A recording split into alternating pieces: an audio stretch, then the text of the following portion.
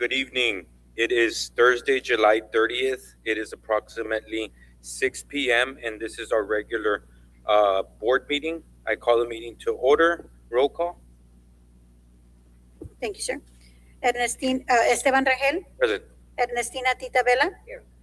Jackie Levin Ramos present. Cindy Liendo. Present. Erica Benavides Garcia. Mercurio Martinez Jr. Adriana Alexander. Lizzie Newsom. Present. Karina Elizondo. Present. Mr. Chairman, you have a quorum and all are present. Thank you. Now, if we could all please stand, Ms. Garcia will lead us in a prayer and Judge Martinez in the Pledge of Allegiance.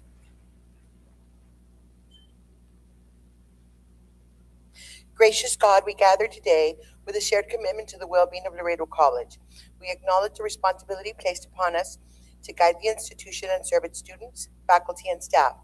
Grant us wisdom and discernment as we make decisions that impact the future of our college. May our deliberations be guided by your Spirit, leading us to solutions that are just, equitable, and beneficial for all. We ask for strength and unity as we work together, and we thank you for the opportunity to serve this community. Amen. To the flag of the United States of America and to the republic for which it stands, one nation, under God, indivisible, with liberty and justice for all. Thank you, Ms. Garcia and Judge Martinez. Public testimony. There is none, sir. Thank you. Item number 4, recognition and introductions. Mr. Ruben Barrial, 4A. Mr. Barrial, go ahead. Good evening, Board President Rangel, esteemed members of the Board of Trustees, Dr. Ramirez, Vice Presidents, faculty, staff, and distinguished guests. My name is Ruben Villarreal, Public Information Officer for Laredo College. We now move to agenda item 4, recognitions and introductions. Agenda item 4A, recognition of Women's City Club's donor legacy through 5 endowments and ongoing commitment to Laredo College. The Women's City Club of Laredo is a local nonprofit organization founded in 1949 with a long-standing commitment, that is, to strengthening the Laredo community. Its mission focuses on raising funds and providing financial support for local charitable organizations, educational programs, and student scholarships. For more than 25 years, the Women's City Club has been a valued and generous partner of Laredo College, supporting the college's mission and commitment to student success. In October of 2001, the Women's City Club established its first endowment at Laredo College with a $40,000 contribution to support students from the region pursuing an associate degree in nursing. Today, this endowment has grown to more than $104,000 and has been expanded to support students across all nursing programs at Laredo College. In recent years, through the collaboration and partnership between the Women's City Club and the Laredo College Institutional Advancement Division, the generosity of the Women's City Club has resulted in the establishment of 4 additional endowments totaling $100,000. The scholarship support will assist students with educational expenses, including tuition, licensure and certification fees, toolkits, and/or required uniforms in designated program areas. The funds will be managed by the Laredo College Development Office in collaboration with the Scholarship Office to ensure effective stewardship and impact. The Women's City Club endowment summary includes the Continuing Education Endowment, which is new, the Early Childhood Education Endowment, the Workforce Endowment, the General Studies Endowment, and the Women's City Club Nursing Endowment, which was just modified this year. In addition to these endowments established at Laredo College, the Women's City Club has also created an additional endowment through the Laredo Area Community Foundation to support students on their educational pathway. Beyond their endowment support, the Women's City Club has continued to invest in Laredo College through its community grant program. In January, more than $18,000 was awarded to support several college initiatives, including the Camilo Prada Child Development Center, Culinary Arts, the Global Logistics Center, and the completion of the Continuing Education Endowment. Laredo College is deeply grateful for the Women's City Club of Laredo's extraordinary generosity, leadership, and commitment to education. And so we thank the Women's City Club for all that they do for Laredo College and for our students.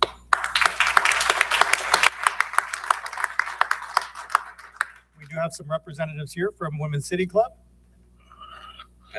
Ms. Narvaez, would you like to say a couple of words? Hi, good evening. Actually, Ruben said it all. And with me, I do have another four members of the Women's City Club, which we have Laura Link, Esther Degollado, Dora McCoy, and Evelyn Nader. They're all four members.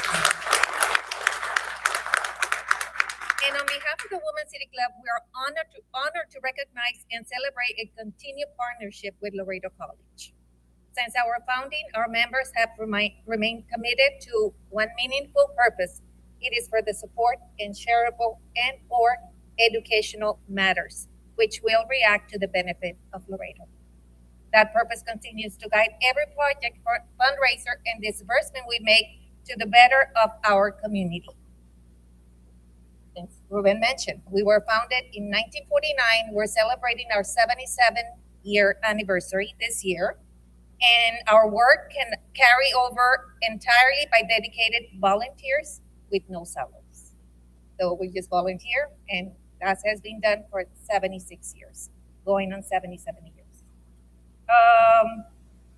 Our partnership with Laredo College is especially meaningful because it reflects our organization's long-standing commitment to education. The Women's City Club has now expanded its solely acquiring 3 additional endowments, which he already mentioned them all. So with these 5 endowments now in place, the Women's City Club is proud to have created lasting support and for students across a wide range of academic and workforce pathways. I don't know why I'm a little nervous. My voice, I'm like, why am I? I shouldn't be. No. The annual interest granted from these endowments will continue to provide scholarship assistance for deserving students, helping remove financial barriers related to tuition, certificates fees, and other educational needs. The accomplishment is more than a financial contribution, and it is an investment in Laredo's future.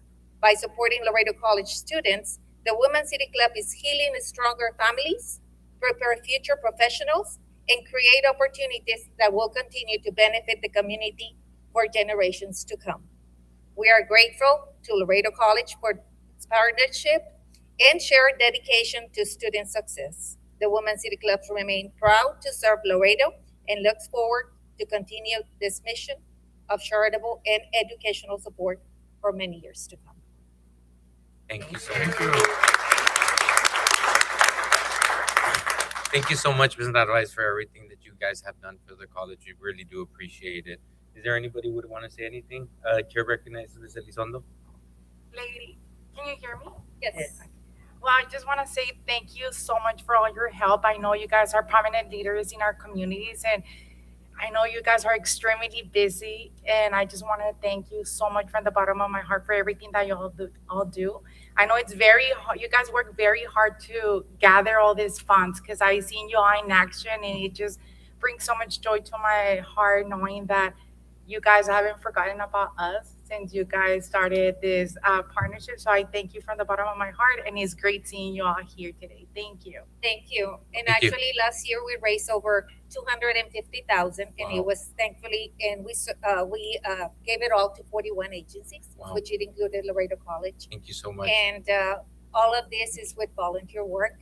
And thank you to the community, families, volunteers, everybody that helps supports. Thank you so much. Thank we you. we have Thank you. board members. If you would like to join, we have a little thing for you. Thank you. If you'd like to bring your board members as well, board members, if you could join me. Dr. Ramirez.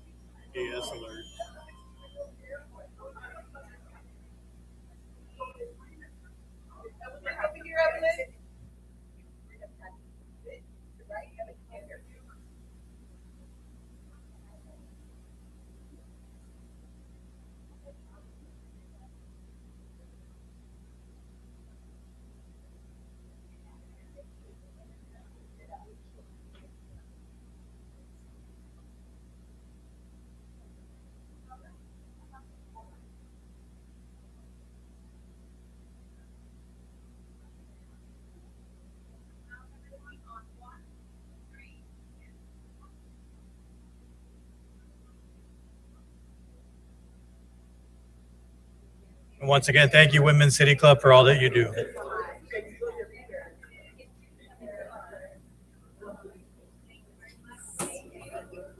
you, Judge. Thank you so much.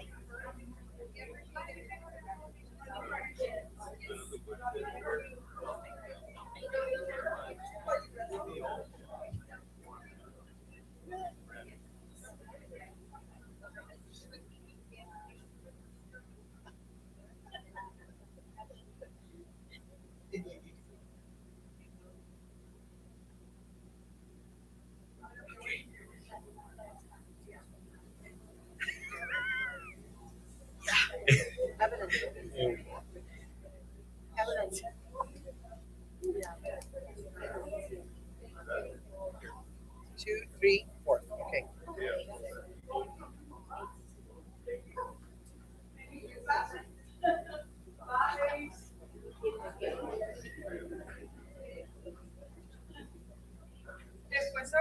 Bye, Evelyn.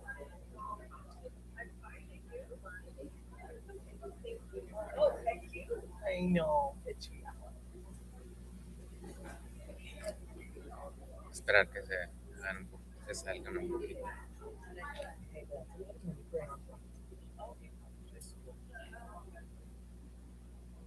You asked me.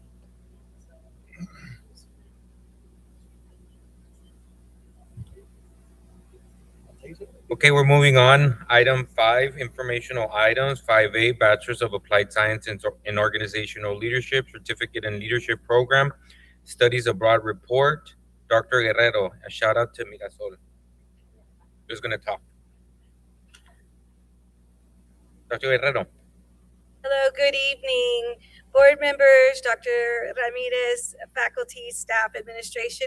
We are here today to provide just a very brief update. We are, as you can see, have returned from Spain. We helped them win the World Cup, if you noticed. And yes, and so we're exceedingly proud of our students, and we're going to give them time tonight to share some of their thoughts. But we do just want to give, before we get started, a big thank you to everybody, and particularly to our Office of Institutional Advancement and Resources. They have been an amazing facilitator, coordinator, and support of our programs through various fundraising, such as the golf tournament, and so many things that help make this dream a reality for our students at Laredo College. The first study abroad program at Laredo College, and probably in the state of Texas for a community college. I'm not going to take a lot of time. I'm going to go ahead and turn it over to our coordinator of global learning, Ms. Bianca Gabriel. Thank you, Dr. Guerrero. I'm Bianca Gabriel for the record, and thank you so much for having us here this evening. As Dr. Guerrero mentioned, I want to thank everybody for their continuous support. We really, hit the ground running, and we launched this program that's amazing for our students. Thank you, Dr. Ramirez, Dr. Tijerina, Dr. Ortiz, and everybody on the board. At this time, I would like to recognize Mayra Garza from the marketing department. She went with us on the trip and helped take beautiful photos and captured amazing memories to help promote our program. At this time, I would like to show a very short video of what she's put together as part of our promotional items. Oh, wow.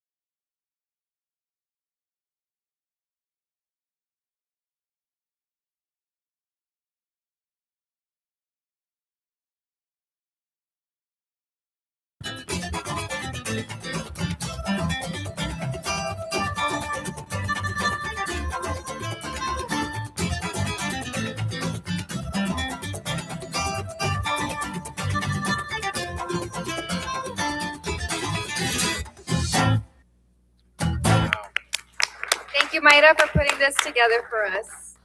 At this time, I would like to introduce our students who studied abroad with us. Not everybody could be here today, but some of the students who are here today will be sharing some of their experience. I'd like to call up Abib, Mia, and Olivia.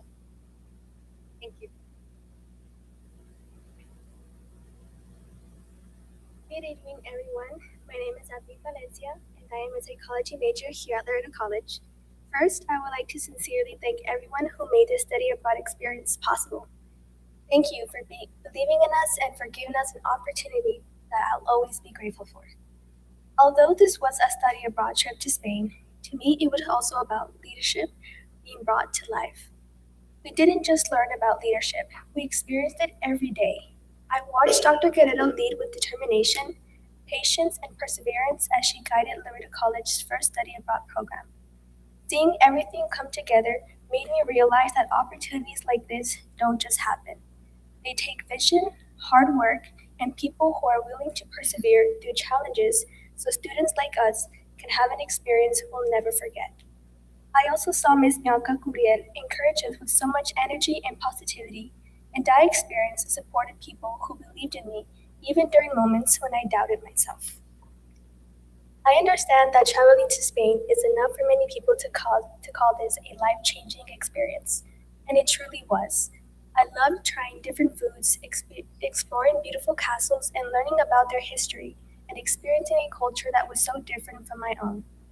Those moments I'll always treasure. But when I reflect on this experience, I realize what impacted me the most wasn't the places I visited, it was the people I experienced them with. This trip showed me what leadership truly looks like. It isn't just about leading others, it's about creating opportunities, believing in people, and helping them see potential in themselves that they may not have seen before. I come home with much more confidence than I left with. This experience showed me that goals that once seemed impossible can become possible through determination, perseverance, dedication, and the encouragement of people who believe in you. That's the lesson I'll carry with me throughout my education, my future, and my life. Thank you.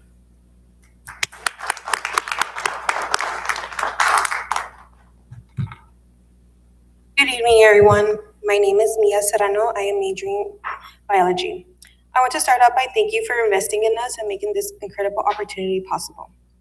Traveling to Spain was an experience I will never forget. I had the chance to immerse myself in a new culture, try authentic food, admire the beautiful city and the castles and the architectures, and learn about the country's rich history. Every day brought something new, whether it was walking through a historical street, visiting landmarks, or experiencing the warmth and the kindness of the people. This trip allowed me to grow personally and academically. It gave me a greater appreciation for different cultures and reminded me of the importance of stepping outside of my comfort zone. As a biology major, this experience also taught me that learning doesn't only happen in a classroom, it happens through travel, conversation, and experiencing the world firsthand. I am truly grateful to everyone who supported and invested in students like us. I also want to thank Dr. Ortiz and her team, the Department of Institution Advancement, for giving us memory, knowledge, and experience that will stay with us for the rest of our life. Thank you.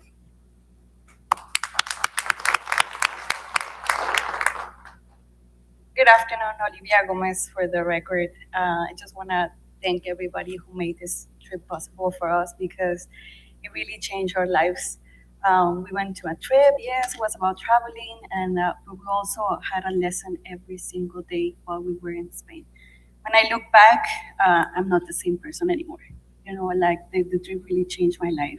It changed the way I see myself and the decisions I'm making for my future, and it made me realize what kind of leader I want to become. So thank you to everyone and Miss Bianca for pushing me in the last minute. I was like, should I do it? Should I not do it? I was scared. So thank you so much for encouraging us to take this opportunity.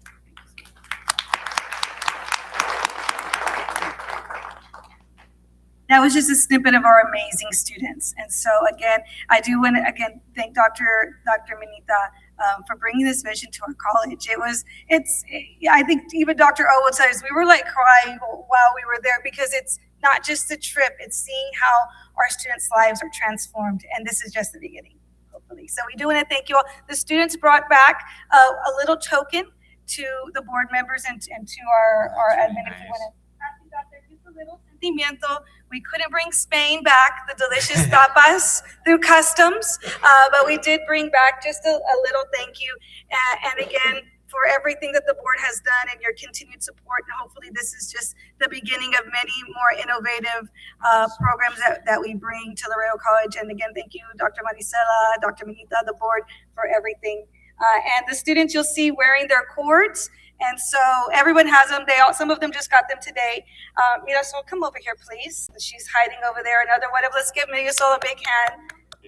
One of our other students who travel with us. And they're wearing their cords, which they'll wear with their graduation regalia. Nice, thank you. Thank you. Thank you so much, Mija. Thank you all very much. Thank you. Super pretty, thank you. I know, let's take a picture. Can we take a picture with you all? Yes, board members, if you can. Dr. Ramirez.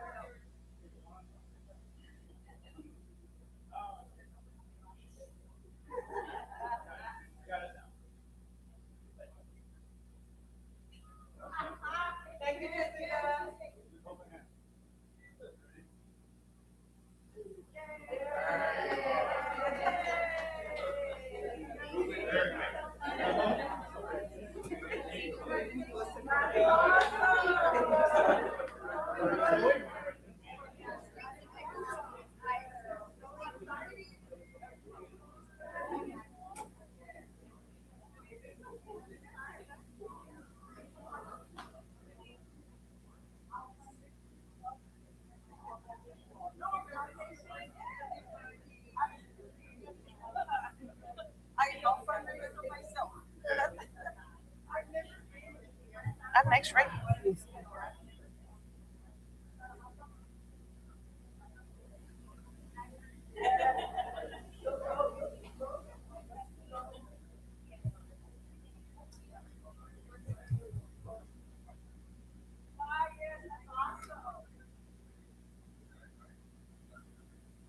Super nice.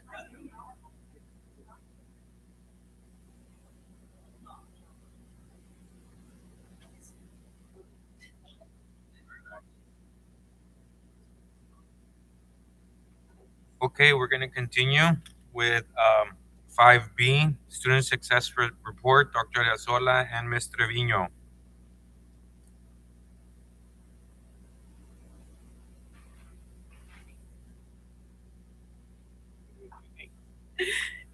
Members of the board, Jessica Trevino, Associate Vice President of Enrollment Management for the record. Hello, everybody. David Arazola, Vice President of Student Success and Compliance for the record. This evening, we are here to present to you our enrollment numbers and our graduation update as of today. So I am actually very happy and very pleased to present to you our final numbers for the Summer 1 2026 term. This term has actually already been closed. It's been reported to the state and they've accepted our report. So we are pretty much done with the numbers on here. As you can see, final number from 2025, 3,116. Final number from 2026, 3,213. That is a slight 3.1% increase, 97 students to be exact. Nonetheless, still an increase. So one more year of an increase in enrollment for the summer term. Summer session 2, moving on to summer session 2. As you can see, final number for 2025, 1,823. As of today, about 3 o'clock this afternoon, we were holding steady at 1,987 students. However, today is the last day to withdraw from summer session 2. So we do have to wait till past midnight so that we actually finalize our enrollment, make sure we don't have any pending emails and all of that sort in our registrar's emails. But as of right now, it does look like, fingers crossed, we will maintain once again another increase for summer session 2. As of right now, we're holding steady at an 8.9% increase. That's 164 students from last year, and these numbers won't become official until past September, mid-September, because the reporting process does not begin till August 15. So again, fingers crossed that we can hold another very steady increase in enrollment for summer 2. Any questions for the summers? No, ma'am. Okay. Moving on to the fall. These are fall final number versus July versus current fall number. Excuse me. Everybody, take a deep breath. We're fine. We closed out last fall 2025 at 11,445 students. We are currently at 4,514. This is exciting and nerve-wracking at the same time, and this is why. We are 336 students ahead from last year. We still have 6,931 students to go. But I want to make a special note on those 336 students. Those 336 students are from our regular student population, meaning non-dual enrollment, which has been our focus to increase the regular student population because we want to make sure that there's always that balance between dual and regular students. So yes, definitely a round of applause to the entire team that's been making that possible. Now, we also know there's a very heavy weight on the dual enrollment students, Mr. Days, and we are not proceeding with registration just yet because the deadline for their rosters was supposed to be tomorrow. However, the districts are experiencing an issue with their student information system. So because of our partnership and in trying to work with them, we are extending their deadline one more week to August 7th. So for another week, we're going to see these numbers a little low in terms of enrollment because we're waiting for these rosters. Come August 7th, whenever we receive that, we'll lock up Mr. Reyes and his team to make sure that enrollment and registration gets processed as soon as possible for our dual enrollment partners. This is a double-edged sword. Obviously, we are cutting it very short in terms of time for registration, but we're also very hopeful that we are going to get much more accurate rosters from our district partners and that the schedule changes will be minimal as we are proceeding with registration for the students. So we're very hopeful for that. We want to make sure that the students have a clean schedule as early as possible. If we put the full number in perspective, there are still 16 registration days left for fall semester as of today, which would signify we do have to process registration for 434 students a day to be able to catch up to our final number from last year. So again, there's a lot of heavy relying there on our dual partners, but again, we are ahead in our regular student population. Any questions with the fall? No, ma'am. Okay. Go ahead. Next, we do have the enrollment report for our continuing education team. We are looking at Q4, which is still ongoing. We still have 1 month of enrollment left and courses left for Q4. So registration continues to be underway with our continuing ed partners on here. Moving on to graduation.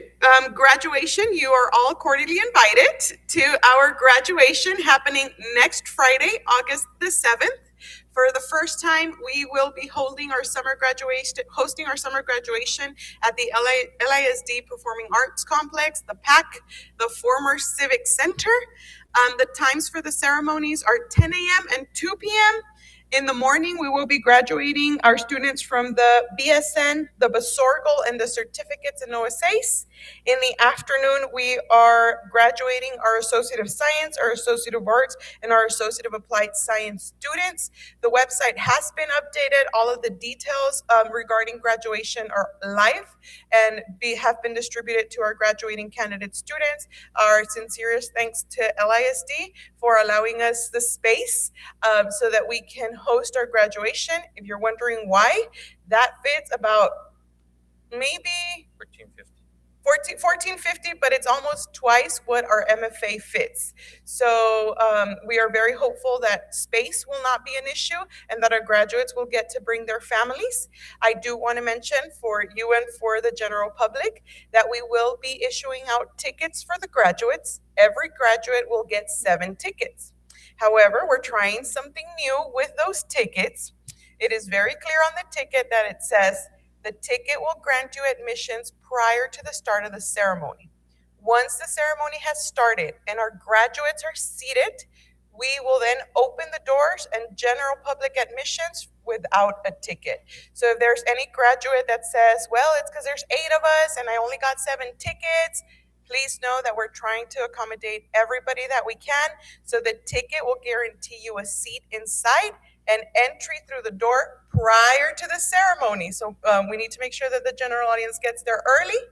Once the graduates are seated, we will open the doors to the general audience, the general public, without the need of a ticket. Okay? So that's, yes, of course, assuming their seats. Once the venue reaches capacity for safety purposes by fire marshal order, we will close the doors and we will be, it'll be very unfortunate. So again, just once again, once the graduates are when the graduates are walking into the venue, we do stop all traffic to obviously give the appropriate attention and the spotlight to the graduates as they're walking in. Okay. Once again, one new way of trying the ticketing situation while accommodating all of our students as possible. And I do want to show you the numbers of what we should be expecting next Friday.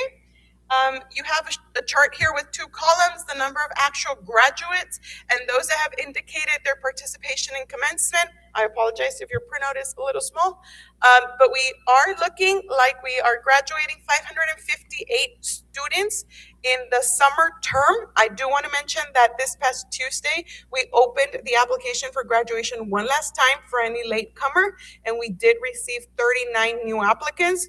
So this number is still fluid. Please don't marry this number just yet. We're hoping there's an increase here.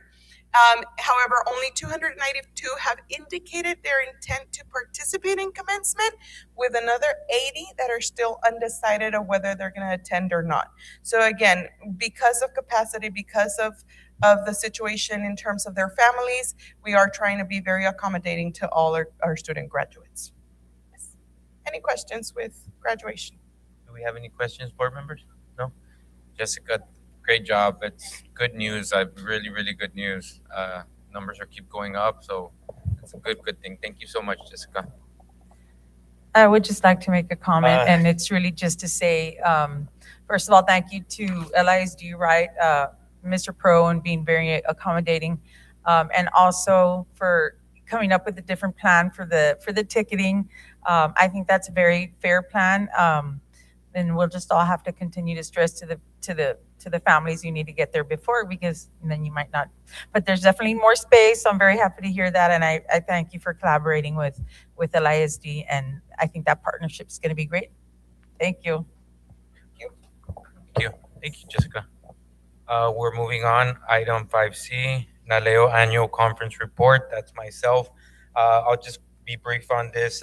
Pretty much like the ladies that were in Spain, the Naleo conference pretty much started off the kickoff. It was the theme was World Cup, which is it was happening at that time. I joined a couple of sessions. One of them, I was really interested on the immigration, governing through immigration, especially because of what's going on with all that and with us, and pretty much a lot of stuff was being discussed on what roles we're actually being a part of, what intergovernment relationships we have with our government is very important as well. Another one was democracy at a crossroads. We understand that right now we have a lot of issues with things that are going on with the government, that it's pretty much one day is left, one day is right, and it affects us a lot, especially for funding and all that. And it's pretty much just the main focus was staying focused and doing the right thing for your institution. Another thing that I also took for immigration was the compliance and core on campuses. I took that one because I wanted to find out what they were what other colleges were also doing. It's funny that a lot of stuff that they were mentioning, which was having vouchers or pledges for students, having meal plans for students, and I was happy to in my table to interact with other board members to pretty much say that we're already doing that, a lot of that stuff, and it was really good. And they questioned me on how we did it. I said we have a strong president that has a vision to being able to do the right thing for our community and all that. I gave a couple of cards, so maybe someone will reach out and then I'll just hand them over to Dr. Ramirez. Another thing that we discussed was also, and the reason why I took this one was solving the housing crisis, but it was mainly because I read the title and it was a lot of stuff was the turfs, and especially because right now we just finished our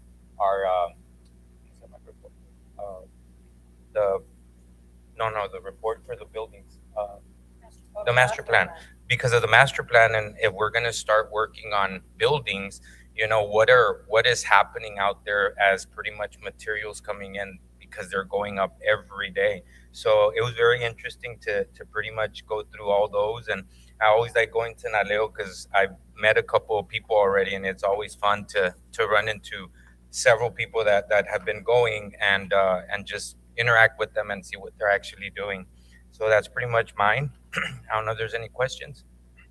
No? Thank you, guys. Next one, 5D, report on the Aspen Collaboration Counseling Task Force, Ms. Dr. Ariasola and Ms. Trevino.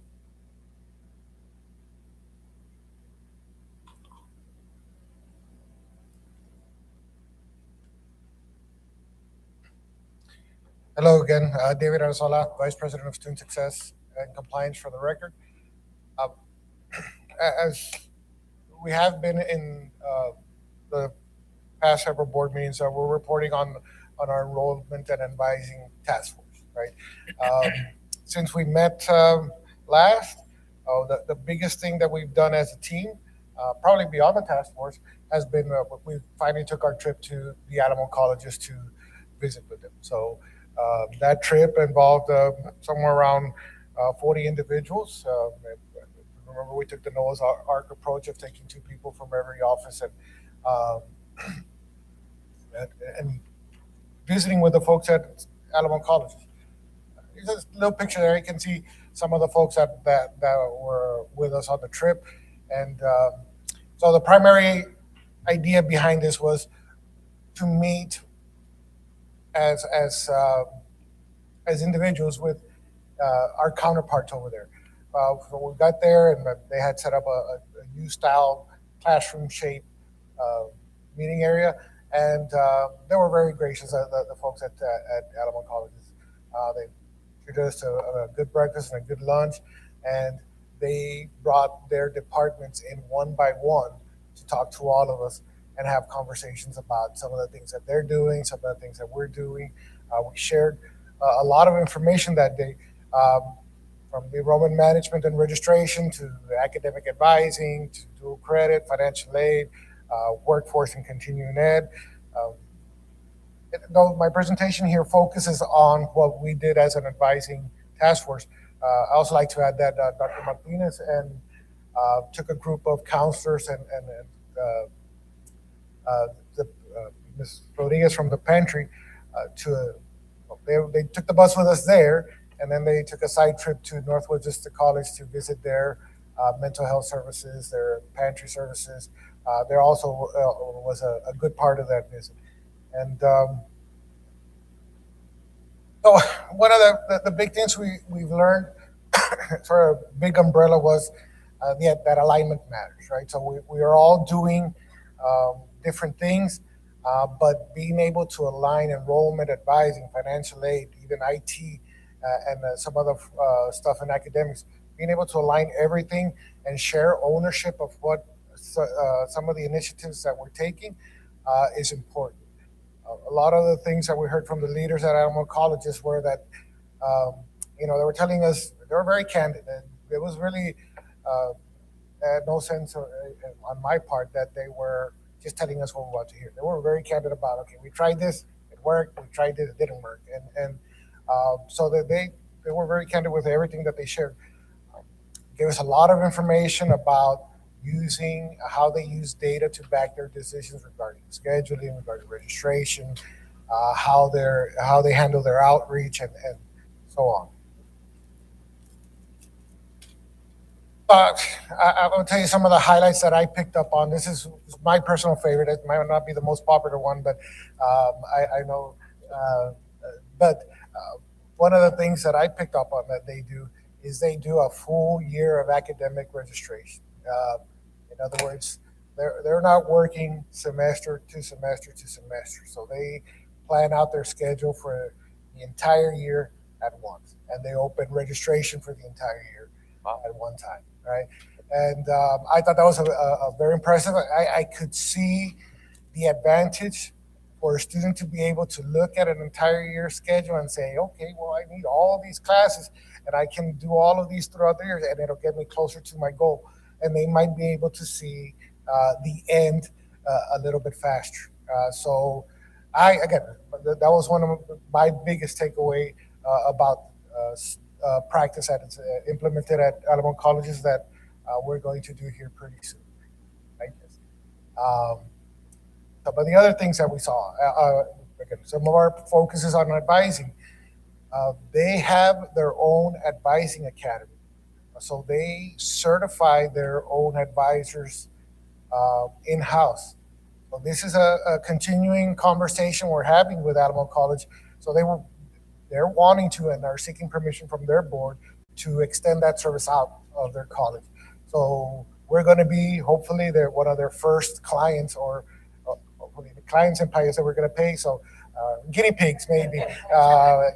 We're going to be their guinea pigs so that they can work with our advisors to get our advisors certified and get some professional development. I talked about some of the advocacy services that they offer. I know that was a side trip, but in speaking to the team that did that side trip, some of the things they're doing in their pantry, they have a ramen bar, they have pre-packaged bags of goods for students that come in. Very impressive. So we know we want to bring that over. And technology. That's one thing that we are very proud of what we do here. And I know that from what we see from them, they are as well. We're right on par with what they're doing, but they certainly gave us some ideas there. My third thing to highlight is our dual credit and workforce. Some of the things that they're doing in dual credit, such as simplifying the application process, being able to put students on a 15 credit hour momentum pathway that accelerates their path to a degree. Faculty credentialing partnerships. That's something we've actually already done here. I know our school districts are very active in trying to credential their faculty. Even on the workforce side, they talked a lot about being quick with their inquiry. When a student wants to or shows just like a little bit of interest, just bringing them in and being able to respond to their needs quickly. They have a lot of what they call grant-supported student entry points. So using, if they have an industry partnership that brings students in, using that to be able to grab the student and put them on a more academic pathway or a more transfer pathway. So a lot of neat ideas. We certainly shared a lot of our own, and we certainly intend to keep working at some of the things. But I really want to, that trip signaled the end of something for our advising task force. It's really signaled the end of our sort of information gathering, right? It really signaled the end of the talking and the planning and the, we can try this, we can try that. I really want to talk and mention about how much this team has worked, not just since then, but a lot of these things started before, but we've done some things. We've published a catalog already. This is the earliest that we've published a catalog since I've been running it, and that's been about 7 or 8 years. So July 6th, the catalog was published online.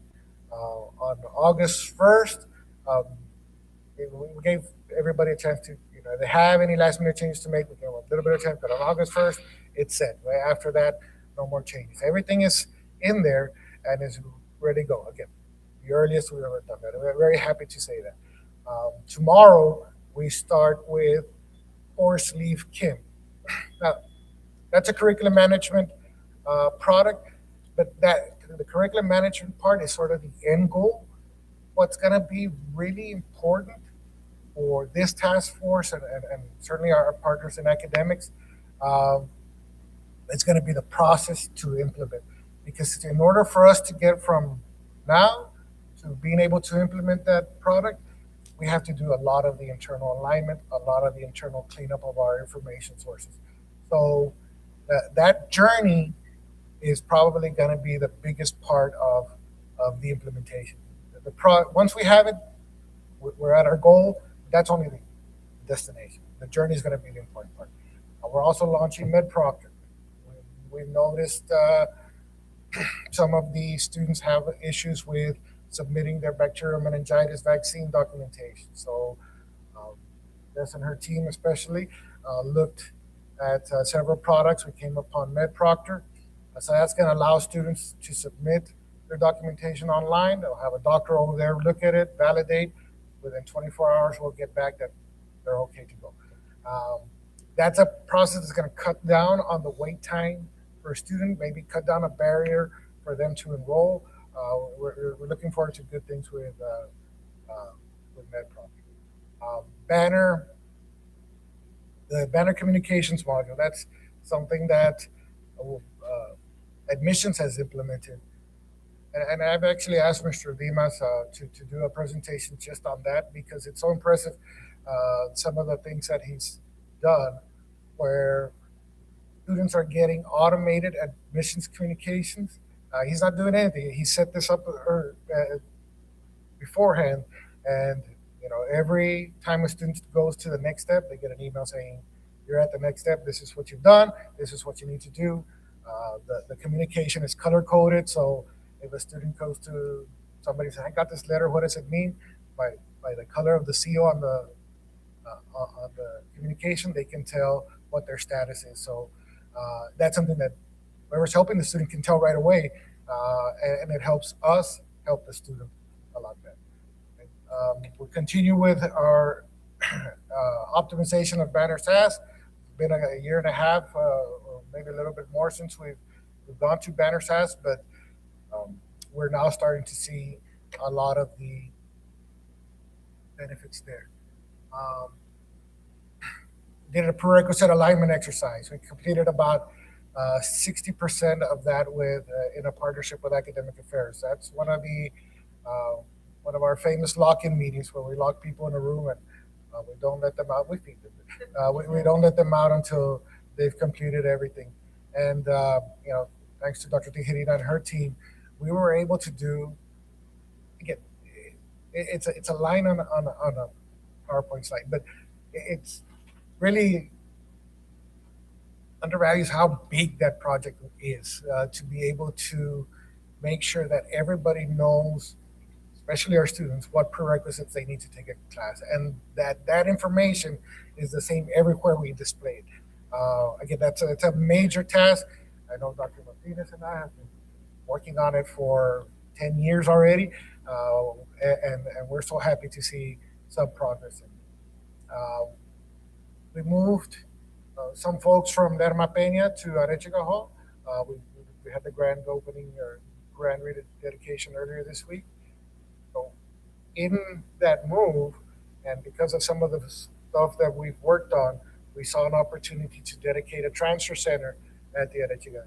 It's still in its infancy. I mean, you might walk by there, you might not notice it, but it's going to be something that we know, especially after seeing some of the numbers that we saw from House Bill 8 today. We know how important transfer is to our institution, not only for our students, but for our own financial health. And the last thing is, Mr. Reyes and Mr. Reyes have developed a comprehensive admissions and enrollment calendar. Probably not ready to go out everywhere, but we have a pretty sure set of deadlines for the next 3 years, right? Pretty sure calendar. So we know what needs to happen, and we know what needs to happen next year at this time and the year after that. And it's a beautiful thing, actually.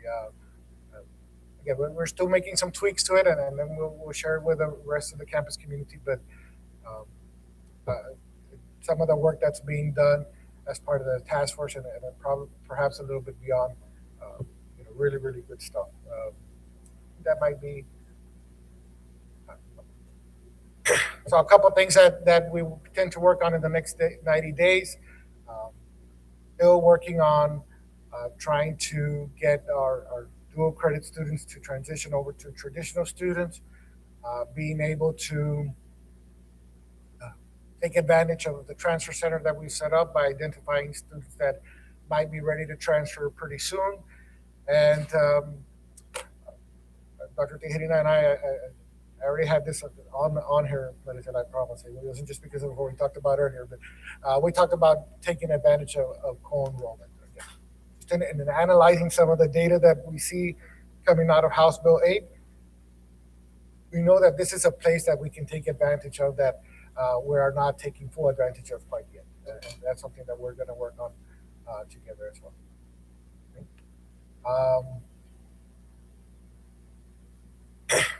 Just want to add one more thing. Again, when we go out there to Alamo College, our goal as a team is not to become Alamo College. Our goal is to become the best version of Laredo College, right?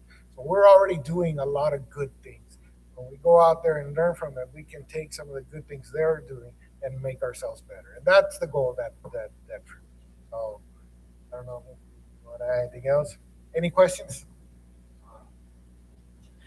Just really quick. Okay. I'll finish mine. Chair recognizes Ms. Ramos. Sorry. Anybody else? Okay. Thank you, sir. Thank you, Dr. Arizola and Ms. Trevino for the participation and the implementation of the new initiatives that are going to be taking place. I do want to take this moment to recognize the Alamo College Board of Trustees, especially the late Roberto Zarate, who was instrumental in guiding and establishing policies and procedures that catapulted Alamo colleges into the 21st century higher ed arena. Their vision and mission helped the community of San Antonio and other Texas colleges, and we thank Alamo colleges and Dr. Flores for their participation in the Aspen Collaborative Counseling Task Force. I'm not trying to sell Alamo colleges, but I am recognizing that 12 years ago, when I first became a board member, I attended a conference where Alamo Colleges was present, and Dr. Leslie was the chancellor at the time, and I was very impressed with what they were doing. But I was most impressed by the board because they collaboratively worked together with the chancellor to make sure that these initiatives that they were starting at the time would come to fruition. And Mr. Zarate, he was a great board member that even helped us.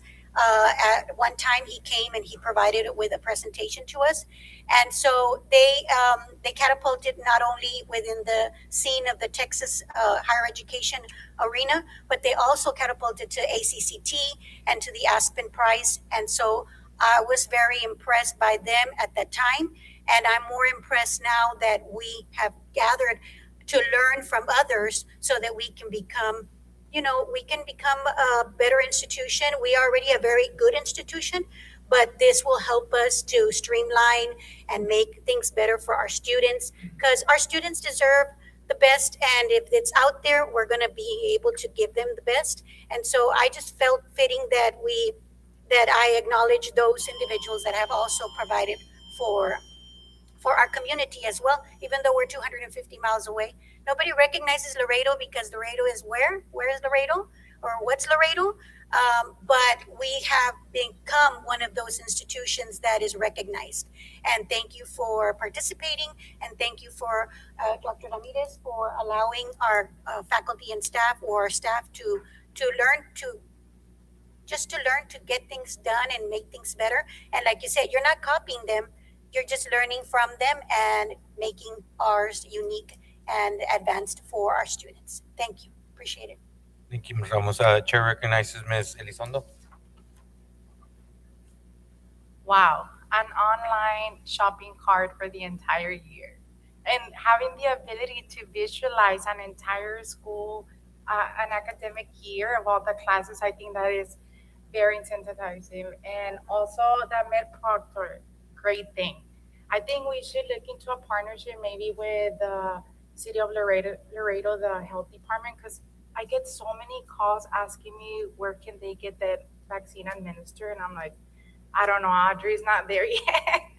But it's great. That's gonna cut so many weeks of time. And congrats on the publication of the catalog. I thought that moment was never gonna come. But once again, you guys continue to do an amazing job, and it makes me very proud about the work that you guys are doing, and it makes me extremely excited about the future of Laredo College, and I can't thank you enough for that. Good job. Chair recognizes Ms. Garcia. Oh, go I'm ahead. just gonna say a comment real quick to the catalog. I don't want to put pressure on anybody, but it was promised that next year we're gonna publish on April 1st. So let's hold that thought. Hey, never know. Ms. Garcia. Yes, I really wanted to say thank you because it was a challenge. This is when we went to the Aspen Collaborative. We had to look very closely at what we thought our biggest challenge was and where our problems really lie, okay, or how we were going to make things better. And this is what we thought was our main challenge. And every month when we come, you have followed through and followed through, like you said, and made good decisions. And we can see the change already. And like you're saying, well, right now we're just doing all the learning. Then comes the implementation, right? And that's the next step. But I can already see some of the changes because of the learning, of the opening of the mind, of the, you know what I mean? Expanding what you know. So I really just want to say thank you to you all as a team, as all of you all as a team, for working hard, working together, and getting the things done that need to get done for our students, okay? Congratulations. Thank you, Ms. Garcia. You have something to say, Tom? I was just gonna say, we're equally thankful to the board, I mean, for challenging us. I mean, sometimes that little push from the board, from Dr. Ramirez, sometimes it does, it helps. It helps, because sometimes we all want to do the right thing, but sometimes getting that push in the right direction really does help. So we're appreciative. Just to finish up, some stuff that Ms. Elizondo, sorry. Some stuff that Ms. Elizondo, Ms. Garcia made really good points. I like what Ms. Elizondo said. Having that annual calendar, I think it's a really, like you said, you're seeing. I'm almost there, right? So I think that's a really good thing. Like what Ms. Garcia also said when we went to the Aspen. Yes, we we narrowed down what was that we feel that was important. And you mentioned it, that their advisors, it's like if the student comes, they hug them until they're there, and they don't let them go. And I like that you're going to look into seeing if we could have those advisors come down and certify them, or even maybe not even get certified, just give them the necessary tools of what to do. And if the student is having problems with this, no, let's look over here. I think that's great. No question that we are doing great things. I tell people, a lot of people, and a lot of people, I don't even have to tell them. They're like, hey, my son's going there. Le está yendo muy bien. Like I personally always hear great things of what we're doing. And I like how you said it, Doc. You said we don't want to become an animal college. We just want to become a better Laredo college. And I like that. That's true. It's nothing wrong. I mean, there's nothing wrong with copying. The wheel's already made, so it's just how do we implement that wheel for our institution, right? So I think you guys are doing great. I really do like the fact that you're coming back every meeting and you're telling us your progress. I think that because that also puts us in a situation of us having to make decisions, the best decision as a board of, okay, what tools do you all need, right? She's going to recommend to us based on your all's findings, right? And then we have to make that. So I think you guys are doing great. I applaud you, and I'm happy. Can't wait for the next report next month. So thank you both. Anybody else? No? Thank you. Okay, we're moving on. 5B, notification of employee compensation during closure due to inclement weather. As per Laredo College policy, DEA local compensation and benefits compensation plan. Dr. Ramirez? Yes, sir. In accordance with Laredo College Policy DEA Local, the board authorizes the college president or designee with board notification to pay employees during an emergency closure when workdays are not scheduled to be made up at a later date. On May the 27th of 2026, if you all recall, we went through some severe weather, and we had a 2-hour delay, which our employees did not make up. And so we paid our employees for the May 27th, those 2 hours, as allowed by board policy. Thank you, Dr. Ramirez. Any comments? No? Thank you. 5F, foreign trade zone designation request. Dr. Ramirez? Yes, sir.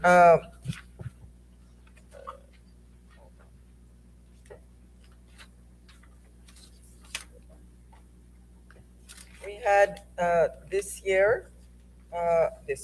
month, we had 2 requests for 2 requests for foreign trade zone designations. One came from DSV Air and Sea Incorporated, located at 1302 Uniroyal Drive here in Laredo, Texas, and the other is Super Transport International Ltd., located at 13519 Mercury Drive, Laredo, Texas. Both of those letters have been submitted already to the city and to Dr. Federico Scheffler with approvals. Any comments? Chair recognizes Elizondo. Dr. Ramirez, I know that we have been, or now it was handed to the president to handle this type of request. Is there any way that we could obtain an actual report of how much money has been waived for this purposes? Mr. Vela, can we actually figure out, do we get a number from the county as to how much we're losing on that? I don't really know how that's calculated. Good evening, Cesar Vela, VP of Finance and Administration. We can check with the Webb County Appraisal District to see if we can get that breakdown. Currently, we don't get that report, but we'll follow up with them to see if there's a report available.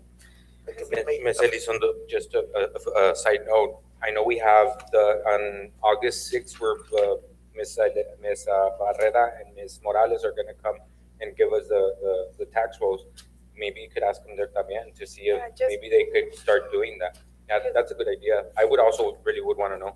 Because I remember before, if you recall, when it used to come to the board, we used to get the actual amount that we're going to consider to waive or not approve. And as far as I can remember none of them have been denied. So I just like to, just for information purposes, just so we can be aware of how much. It would be good to know. I can tell you that the documentation we receive, usually in a warehouse, it'll be like a 6 by 8 feet area in a warehouse, or there's small sections of a warehouse where things are gonna be stored for either long periods of time or are gonna go empty for long periods of time.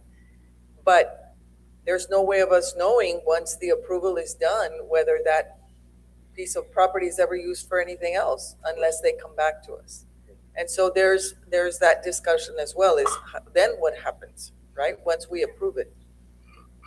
Mr. Vera, maybe you could find out and hopefully you could answer Ms. Elise on those questions. Yes, we'll follow up. Any other questions? No? Thank you. 5G, U.S. trademark registration and Palomino trademark status, Dr. Ortiz.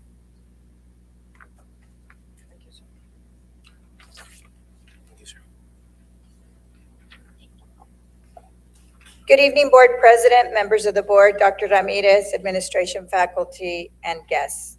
Dr. Diana Ortiz, Vice President of Institutional Advancement. This evening, I have some exciting news for everybody. For almost 80 years, Laredo College, Laredo Community College, and Laredo Junior College have not had word marks that have been protected. And what I mean by that is that our branding has not been trademarked for that long. This process has taken over 3 years. We've been working at the recommendation of Rusty, and we worked with an attorney firm, and we're working with an attorney's firm called Clark Hill out of Houston.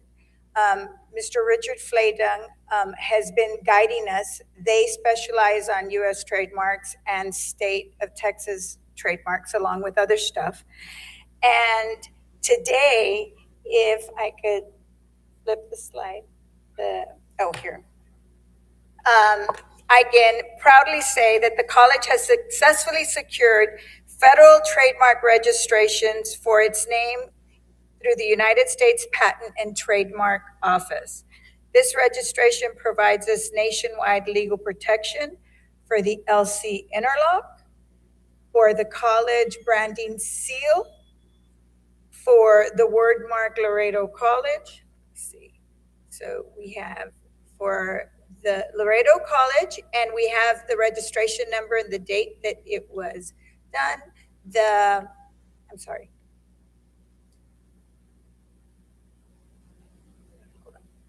There it is. The seal, as well as the word Laredo College. Oops, sorry, everybody. Seal. There you go, Laredo College. There. This one was filed on May 26th, the other two on May 19th. These are fully registered, so today we can use the little symbol, the R, with the trademark symbol. That will be used to protect the integrity of the brand, Laredo College, the seal, as well as the interlock. The enrollment team uses a lot of that information.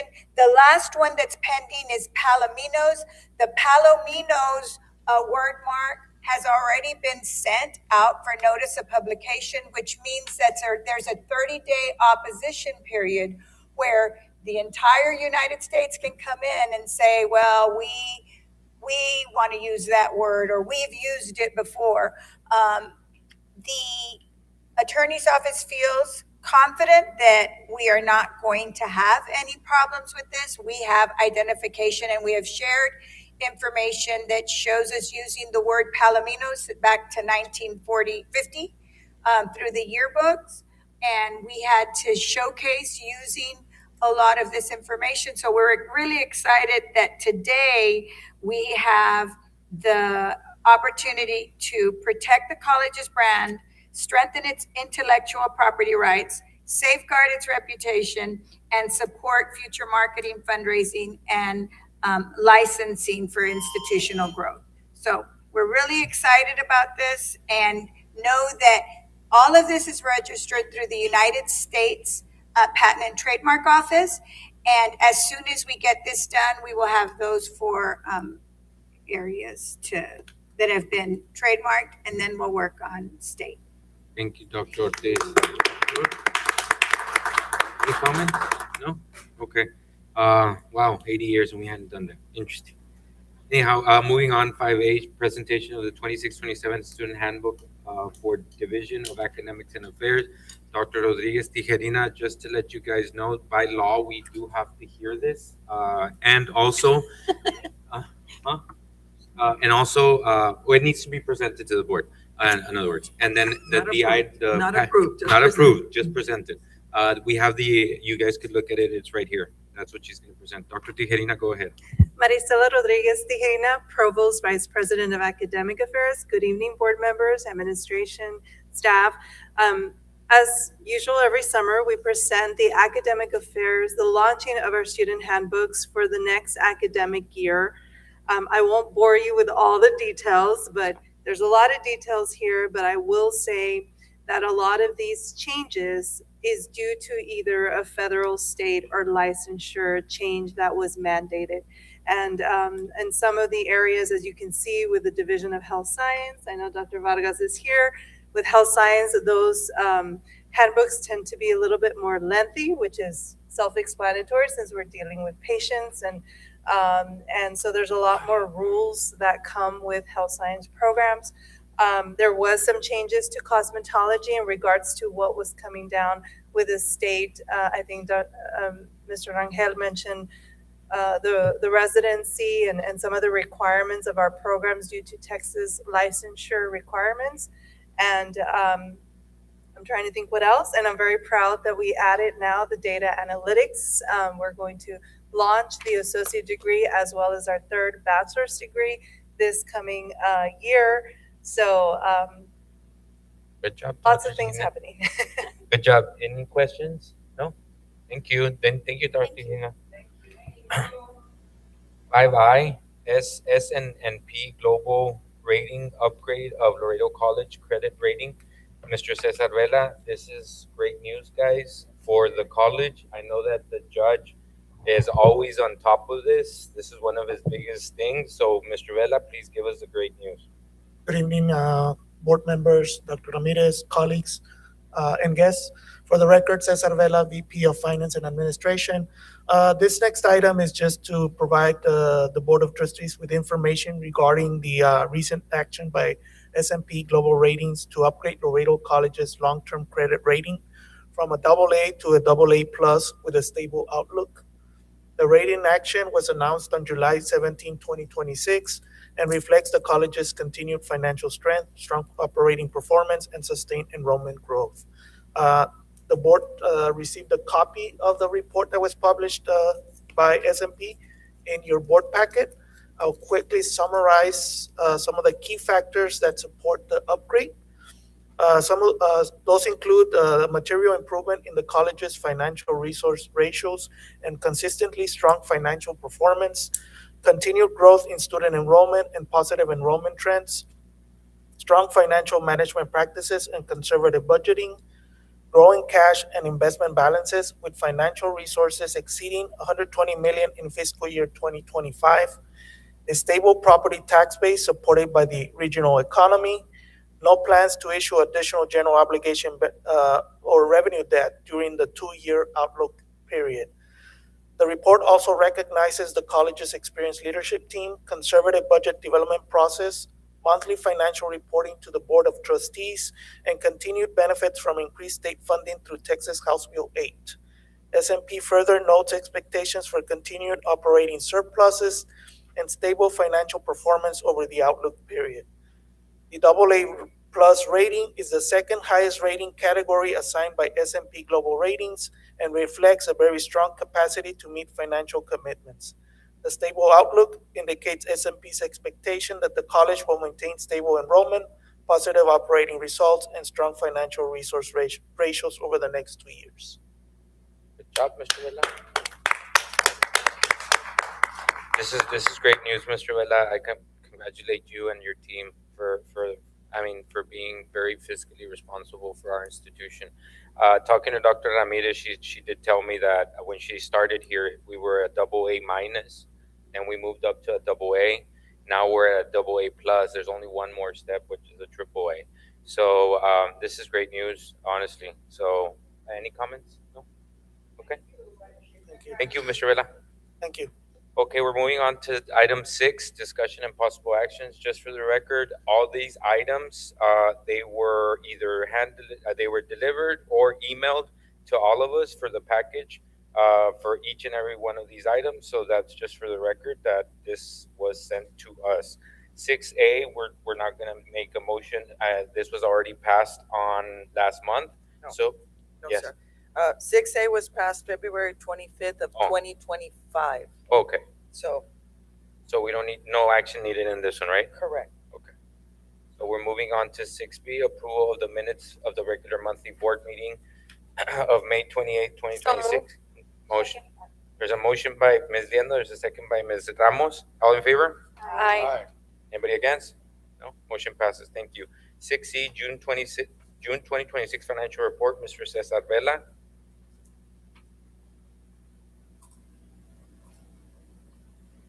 I'd like to make a motion to approve the financial report.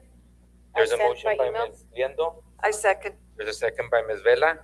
All in favor? Aye. Anybody against? No. Motion passes. Thank you. 6D, May 2026 quarterly investment report, Mr. Vela.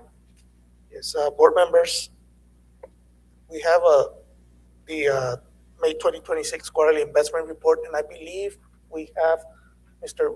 Richard Long from Valley View Consulting. He'll quickly give you an update on the May 2026 quarterly investment report. Mr. Long? Hey, good evening, everyone. Sounds like this is the fast part of the agenda, so I'll try to be that way also. And I think you've got the report in front of you. You can see the standard cover page. It is signed by the Vice President and Director of Accounting, and they are opining that the investment portfolio is being managed according to the Public Funds Investment Act and your investment policy. Next page will be the quarterly summary differentiation. It is required by the Act that you compare last quarter to this quarter. And very stable. You are at almost 170 million in February, and you're down to about 160 million this quarter. But you can see it when we get into the actual balances that you're substantial and all of your funds are performing well. You're in about 3.25% overall in the portfolio. There were going to be some changes in your depository agreement with Falcon that will be positive, and that'll help increase that yield even if the market stays the same as it is right now. Next page is just a quick economic overview. You can see the upper left-hand corner, the Treasury yield curves have been all over the place in the last year. Basically, that red dotted line is where we are right now, which is a positive yield curve, meaning that the market in general is anticipating that we've got a good economic outlook and that yields are going to rise generally over time as the economy continues to improve. And if you follow the individual numbers, they are bouncy and erratic month to month. But I think the Fed just came out with their meeting and announced the other day that they think the economy's been doing pretty well too, although there is room for improvement, particularly on the inflation front. The upper right-hand corner, we just tracked the S&P 500. You can see it's been very strong for the last 10 years or so. We've had a little bit of a setback the last couple of days, but again, in general, that trend continues. If we drop down to the next page of holdings, you can see substantial balances in Falcon Bank. That it's not a very good yield, 273, but again, under the new contract, you'll be up over 3%, and so that'll help substantially. I think the finance department also has an objective to work those balances down by using either some of the pools or maybe doing a little bit more laddering into the CDs as we have in the category below. Next page gives you a quick breakdown of about 70% in cash, the pools, the demand deposit account, and the money market accounts, and about 31% in this case in CDs that are laddered out to fixed maturity, fixed rate investments. And you can see your total portfolio has that typical wave that you get money over the winter and you spend it into the summer and then you build back up in the fall. So it's a natural cycle for you. The following page is the market value and book value comparison. Again, that's required by the act to show you the back-to-back from quarter to quarter. And you can see that Falcon Bank came down about $11 million this quarter, from over $97 million down to about $85 million. You can see that you had 3 maturities in CDs, 2 Southside and 1 Texas Bank and Trust, and then 2 new CDs with East West Bank were acquired during the quarter. And finally, you get the allocation for your various funds. Current balance is very strong, 126 million, 10 million in restricted, about 6 million in endowment, and still a little bit of construction money hanging in, about 5.5 million. And again, as required by the act, you show that comparison to what it was back in February. That was sort of the fast overview. I know that you have the report in front of you. Are there any questions? Any questions? No? There a motion? So move. There's a motion by Ms. Liendo, I'll second. second by Ms. Vela. All in favor? Aye. Anybody against? No? Motion passes. Thank you so much, sir. We really appreciate you. Welcome. Thank you. 6E, act on board policies, CAK local, appropriations and revenue sources, investments. Mr. Vela? Yes, board members, this next item is to provide an update on the investment policy. Per section 2256.005E of the Public Funds Investment Act, the board is required to review the district's investment policy annually. Currently, for this next fiscal year, we do have a couple of modifications that are being presented for approval. And those modifications are to section 3.1, and I do want to make a correction on the titles of the sections.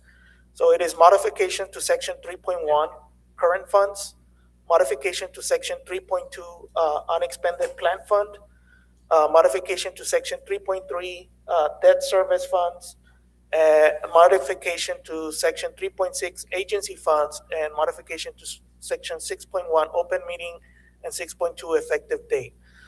Essentially, you have a copy of the proposed changes. And again, the only recommendation that is being made by Valley View at this point is to remove from section 3.1, 3.2, 3.3, and 3.6, the section that requires us to maintain, at no time will investments of 1 year or more constitute more than 25% of the current funds portfolio. So they're making this recommendation so that we're not tied up to just 25%, to allow, if the opportunity exists, where we can earn a higher return by allowing us to extend it beyond the 25%. So those are basically the only recommendations. And again, the section 6.1 and 6.2 are basically just to update the date of when the board reviewed the policy. Thank you, Mr. Vela. Is there a motion? There's a motion. The chair recognizes Ms. Elizondo. Just a quick question. Was this taken to the policy committee? Ms. Ramos, you had an opportunity to review? No, it's not not necessary. I was just gonna say that there was, since we didn't have committee meetings this month, because everybody was on vacation, Yeah. so we're bringing it to you all right now. It was we did include the recommendations for changes in your packets, so I hope everybody had an opportunity to read it, so. That's the reason why I said before we started, because if not, it would have been a consent agenda item, because it would have gone to the committee. But that's the reason why I said right now that all of these were sent on our package, so we could be able to read them. So, chair recognizes Judge Martinez. Thank you very much, Mr. President. Would you like to bring up the fact that our college has been upgraded on the rating, Mr. Vela? Yes, Judge, we've already addressed that issue. Yes. I know. Can you, But is there any possibility in which we can end up actually, because from what I've been able to curve or bring up, Judge? Thank you. Judge. Thank you. Judge, real quick, do you want to bring it back the item, because this item doesn't pertain to your comment right now? You want to bring up the other item? Yes. Yes. Which one was it? 5I. Is there a motion? You want, but we need to read the resolution. Right. So let's, So we can vote on 6 and then go back to 5. okay, is there a motion to approve this item? Wait a minute. A motion. There's a motion by Ms. Vela and there's a second by the judge and Ms. Ramos. Please hold, we're gonna read the resolution. Go ahead, Ms. Ramos. Mr. Vela, can you repeat you talked about the 3.1, it says debt service funds. Can you repeat what I'm supposed to say? Yes, so for section 3.1, the title should be current funds. Current funds, okay. Section 3.2 should be unexpended plant fund. Unexpended, Yes, plant fund, I'm sorry, hold on. Unexpended planned fund. fund, Section 3.3, debt service funds. debt service funds. Yes, and section 3.6, agency funds. I got that one. Okay. So I'll be reading the resolution of the board regarding review of the investment policy, whereas section 2256.005E of the Public Funds Investment Act, Texas Government Code, Chapter 2256 requires the Board of Trustees of Laredo College District to A, review the district's investment policy and investment strategies set forth in CAK local, not less than annually, and B, adopt this resolution reflecting the board's review and recording any changes made to the investment policy or strategies. Whereas the district's investment policy for fiscal year 2026-2027 has been presented to the board for its consideration and approval as required by the act, and whereas the district's investment policy for fiscal year 2026 and 2027 includes the following changes: modification to section 3.1, current funds; modification to section 3.2, unexpended plan fund; modification to section 3.3, debt service funds; modification to 3.6 and agency funds; modification to section 6.1, open meeting; modification to section 6.2, effective date. Now therefore be it resolved that the Board of Trustees of Laredo College District has reviewed the district's investment policy and hereby adopts the policy for fiscal year 2026-2027 in compliance with the Public Funds Investment Act, adopted this 30th day of July 2026 by the Board of Trustees. Thank you, Ms. Ramos. There was a motion, a second, all in favor? Aye. Anybody against? Motion passes. Thank you. Is there a motion to bring back 5A for the, there's a motion by Ms. Ramos? 5I, I said. Second by Ms. Liendo, all in favor? Aye. Motion passes. Anybody against? I'm sorry? No? Thank you. Motion passes. Mr. Vela, now you could go ahead and ask your question, Judge. Go ahead. Thank you very much, Mr. President. Actually, my observation or my comment, of course, this is it, dealing with finance, as you already mentioned to me on a little private meeting that you brought up.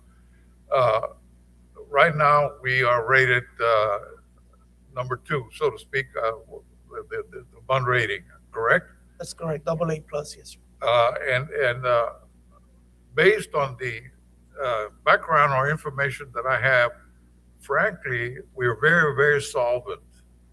I've seen there's the funding that we have is we're very liquid, we're very solvent.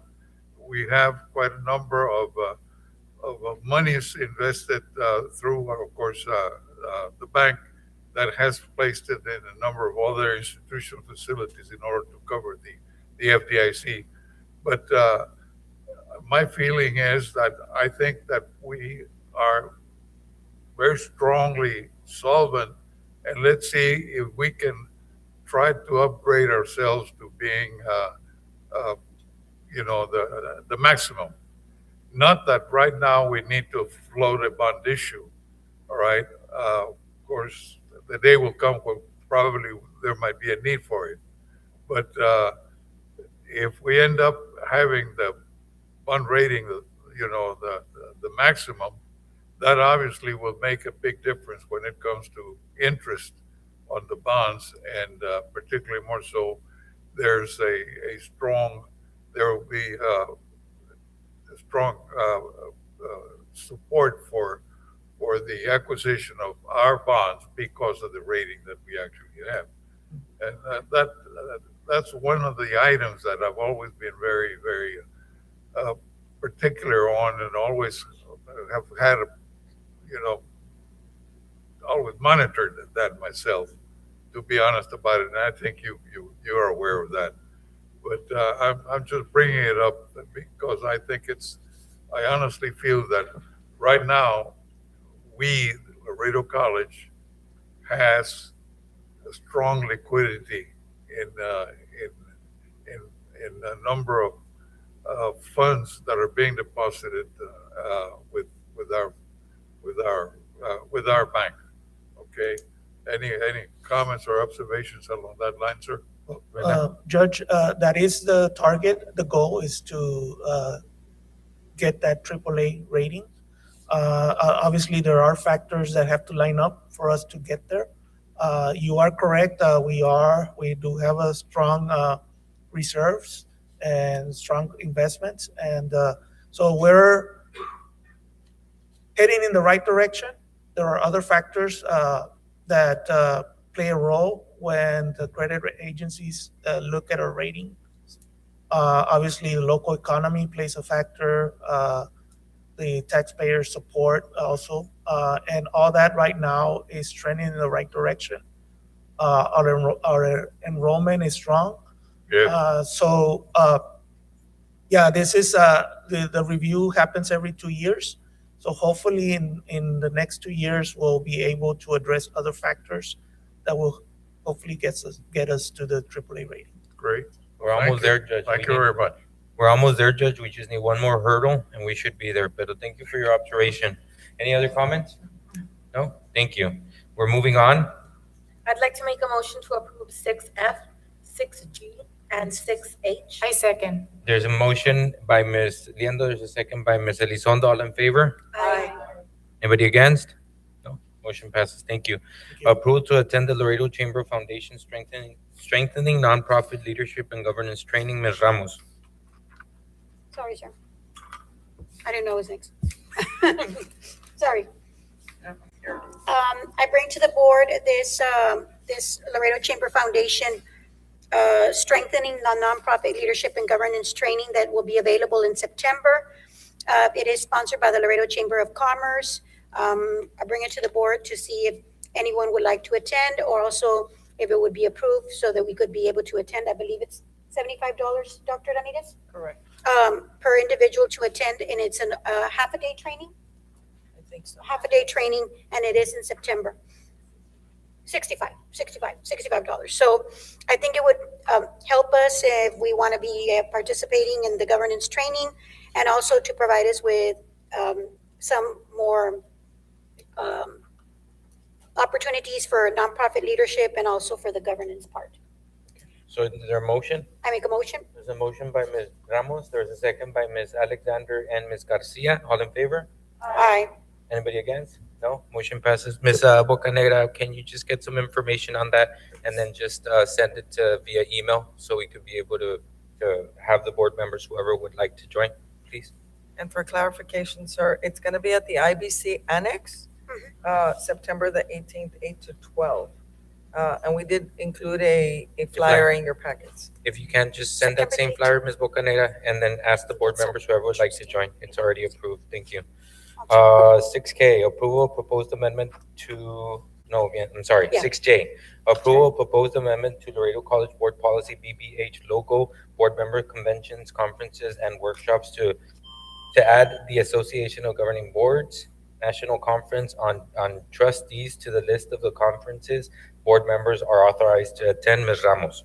So last month, I believe it was May or last month, we went ahead and approved AGB, the Association of Governing Boards. They're providing a wealth of resources that are available. And so one of the conferences that's available, I believe it's in February. I wanted to bring it to the board to see if you all would want to put it on the list so that we wouldn't have to revisit later. So my motion is to approve the proposed amendment to the Laredo College Board Policy BBH local to add the national conference from the Association of Governing Boards. Thank you. There's a motion by Ms. Ramos, second by Ms. Liendo. All in favor? Aye. Anybody against? No. Motion passes. Ms. Bocanegra, also on this one, can you send information of the organization to the board members so they could get a feel of if they would like to be a part of that, please? Thank you. 6K, approval of proposed amendment to Laredo College Board Policy BBD local board member orientation and trainings to add associates to a governing boards, board member training modules, and lessons to list to authorize orientations and training content topics. Ms. Ramos. So along with the Association of Governing Boards membership, they also provide different trainings. And each board member can complete the following trainings offered by the Association of Governing Boards. If we vote for this item to be placed under our trainings, this would be an AGB Public Institutions Board Member Orientation. They provide 4 modules, Governance in Higher Education, 4 lessons, Fiduciary Duties of the Governing Board Members, 2 lessons, Responsibility of Governing Boards, 5 lessons, Board Dynamics, 5 lessons.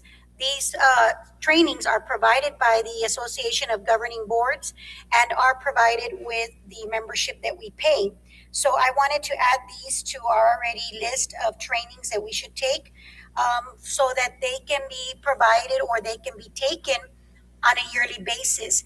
At the end of each module, you do get a certificate that you can present to the rest of the board, and we can also add it as part of our ongoing resources, ongoing governance resources that we can go to. And you can do these courses throughout the entire year. So if we were to adopt this right now, the program could take you the whole year, or if you are eager beaver, you could take it within a month and finish them off, and then you have them ready. If the board so decides to go along with it, we can also make it so that it is a yearly training resource that needs to be taken. I have a question, sir. Yes. Just a question for staff. If you all were to approve this, would this be mandatory for us to track, or is this something that would be optional for people to do if they wanted to? I have a comment on that. I like what you're trying to do, but I think that if you plan to travel on it, I think you should have the modules. I think that that's a good way to put it, because if you're just gonna want to travel and not do the modules, I don't think it's that's my opinion. I was actually looking at it as another training that we could turn in if it is something that the board wishes to participate in. Again, it's on the screen.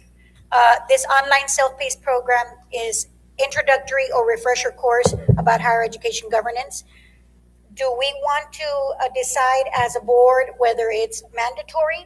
It's really up to us whether we're going to have this as a mandatory training. Chair recognizes Mr. Muir. Yeah, so board members, the way the policy is written now, and you'll see the highlighted language on page 1 of 2 of the policy, it states that the board members shall complete that training. It's itemized under there. So that's mandatory language. You would be required to do it.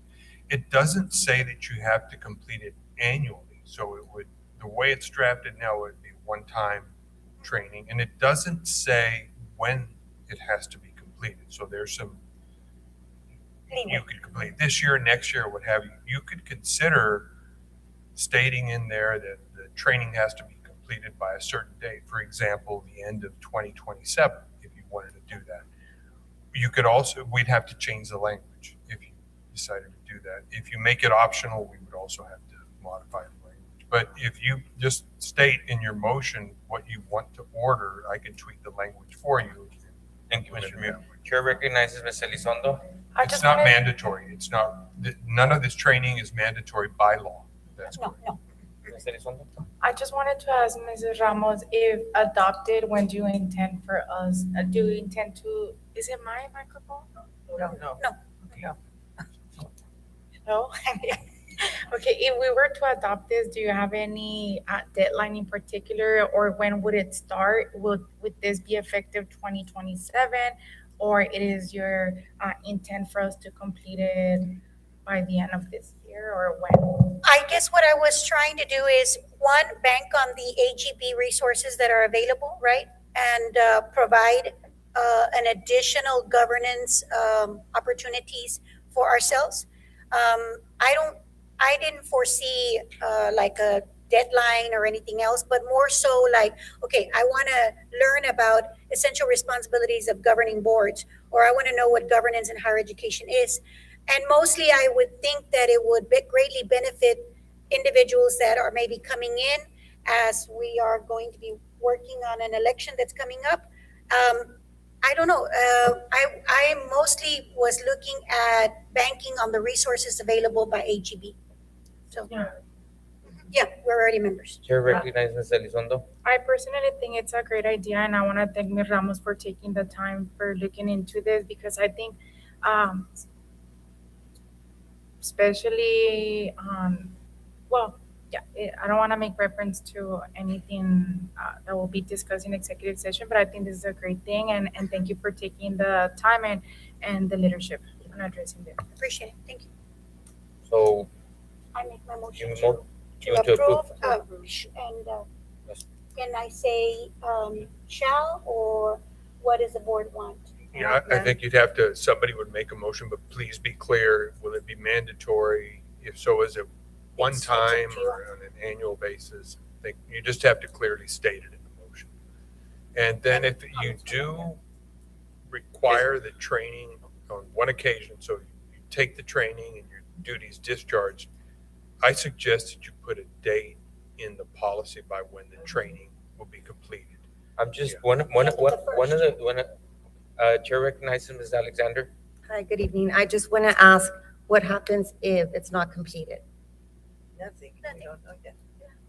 I mean, it's a resource that's available, right? Like, You would technically violate your policy. Yeah. If in the Yeah. policy, there was a deadline by which you complete it, and you didn't complete it by the deadline, you'd be in violation of the policy. But there is no independent legal requirement like a statute, a Texas Or statute. consequences? It requires you to. The only thing that concerns me is, and I have a list here that I'm gonna go over in executive session, that there's a lot of us that have not completed, and when I mean a lot, it's 5 or 6 of us have not completed trainings. So I just feel that if we're gonna add more as a mandatory, because it's gonna be in policy, I just think it's gonna look bad on us. I think maybe we should consider just optional. Whoever likes it would take them.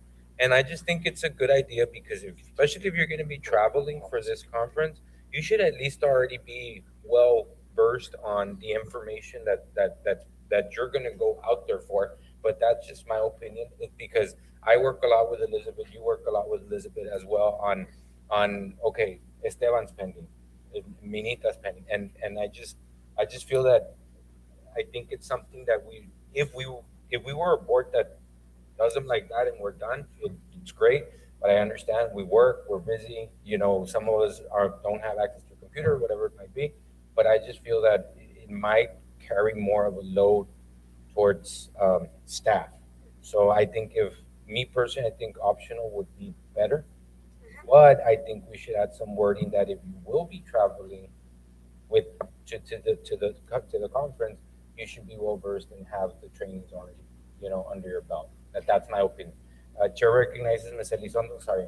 I think because I was able to read to some of the concerns, and some board members have mentioned that we do need more training in certain areas. And I also want to make reference, and I don't need to bring it up, but I think there's certain items here that will be discussed indirectly in executive session. So I'd like to suggest to the board if we could leave this for after executive session to see, because I think some of them are great points, and you also are making a good point on the. So then we're gonna go ahead and not take action on this. Oh, sorry, Mr. Mayor. That's a good idea. I I like it. It is going to be covered under that subject. You could also send it to the Program and Policy Committee and bring it back next month. Well, let's go to, when we There's go to options. executive session, depending on how that goes, we decide to either put these in policy committee or approve or deny, whatever it might be. All right, is everybody okay with that? Yes. I just want to say something. Okay, Ms. Ramos, go ahead. I don't want to force anything on anybody. I was just banking on what AGB has to offer. But it also seemed very interesting that this was a self-paced program. I wasn't even thinking about today's meeting. I was mostly like trying to figure out what AGB was doing for us. So when I was looking for information about what could we get out of them, because we do have to pay them, right? So I saw the conference. That was one thing. I know I needed to put it into the policy. And 2, I wanted to make sure that there was something else that they could provide for us. So The online self-paced program is more for, I don't know, I'm the type of person that if I get into a membership program with something, I want to get the best out of it. And so I was already going to take the classes. I was going to ask Elizabeth to give me more information, but that's me. And I was bringing it to the board to see if this was an optional or mandatory, or, you know, we had to comply with it, or we had a time frame. It was mostly for reference and available resources out there that we could utilize. Is it complementing to today's meeting? Well, I don't know, it just happened to do that. I was just getting ahead of the game for myself for the policies. So Well, basically, I was, do we wanna go ahead and, I want to set it aside for right now if possible. so you're gonna set aside 6K and 6L, correct? Six, Just just six, But we need 6K so we could approve 6L. yes. So we need to put those two on the side. Can we add 6N as well? Because he does talk about board members' vacancies and removal from office. Okay? No, because that one is from the legal side. It's that's from the legal policy. Rusty, can we put that one aside based on executive session, what we have on words, or do we have to, we can't talk about that? Six M is different. You can pass 6M now. Which one are you 6N. talking about? She talked, 6M Ms. is- Elizondo was mentioning 6N. N. Yes, N. pero 6N comes from TASB. Yeah, It's the update from TASB. I think those are minor changes, and it might be that Dr. Arezzo is gonna Ms. present on that. Elizondo? And also, I just want to make reference to the fact that it did not go through the policy committee, like none of this. And I know Ms. Ramos and all of the other board members who are in that committee go through those policies thoroughly, and we rely in their So do you wanna make a motion to review as push it to well. policy, 6N?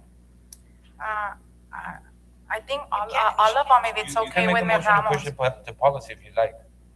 Are we limited on time with this, Dr. Arezola? Are we, is 6N on the table? No, yeah, well, we're still, Okay. yeah. And no, we're moving on them. So, hold on. Is there a motion? I would like to make a motion to put items 6K, is it 6K. 6K, 6L, and 6K, 6N. 6L, and 6N.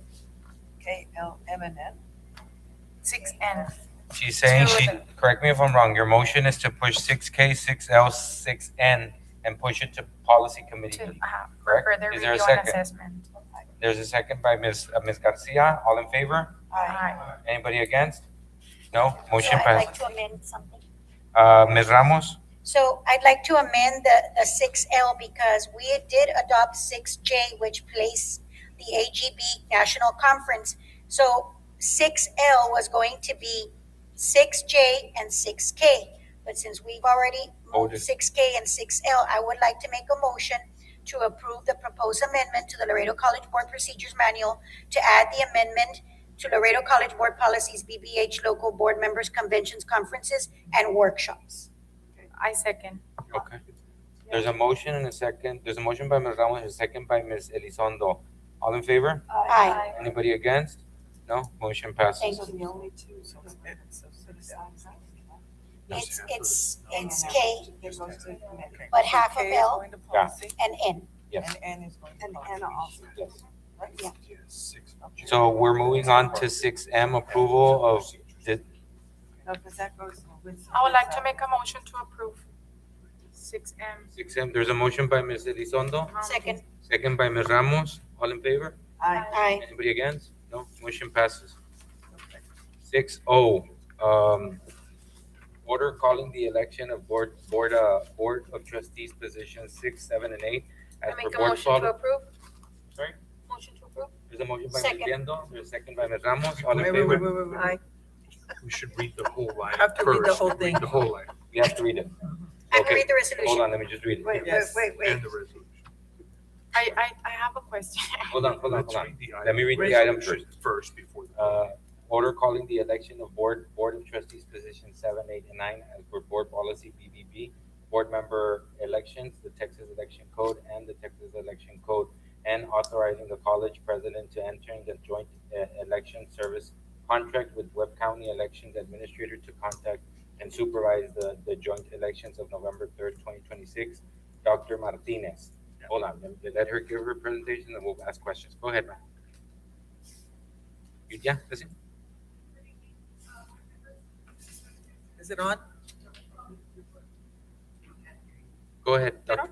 Dr. Veronica Martinez, Associate VP of Planning and Institutional Effectiveness. I also serve as the Elections Officer for the college, and I'm here before you today to seek approval of the order calling for the election for positions 7, 8, and 9 of the Board of Trustees. And additionally, we are seeking authorization to allow the college president to enter into a joint election services contract with the Webb County Elections Administrator for the November 3rd, 2026 general election. Thank you, The Doctor. portion of the contract for Laredo College is $90,994.73 for the election. Okay, thank you. Chair recognizes Ms. Newsom. I was going to ask if we can please, this has happened already several times, just in this meeting, it's not the first time, where you're not even finished reading the item and somebody's already jumping. It happened already several times in this meeting. So I'm asking, professionally to allow you to finish reading before somebody jumps in and motions. Thank you. Okay, thank you. Just for the record, that we're not violating any law, correct, Rusty, by doing that? You should read the entire item before a motion is made. Okay, thank you, Ms. Newsom. Any other questions? Ms. Ramos? Ms. Martinez, if possible, could you provide the board with information regarding, when we first started, it was like about 70,000, and now we're up to 90,000. This is gonna be an election where there's gonna be a lot of candidates because there's gonna be county, city, and the college and the school districts and so forth. And it seems like the price goes up. I mean, every election it goes up. The $90,000 covers only the general election, but it doesn't cover runoffs if there is a runoff. And we need to stay apprised of what's going on and what are we paying for. I realize that we do have workers that work in these different areas, and that's how they get paid. But we also need to be held accountable for the community because an election is very pricey. And how much are we being charged in comparison to other entities?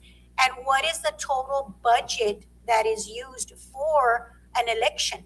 Because we don't get paid for being on the board. However, the school needs to pay for the election itself, right? And so I think the community and the public needs to be informed that we do pay this amount of money, and Mr. Vela will tell us where is it coming from, where are we gonna pull out this money from?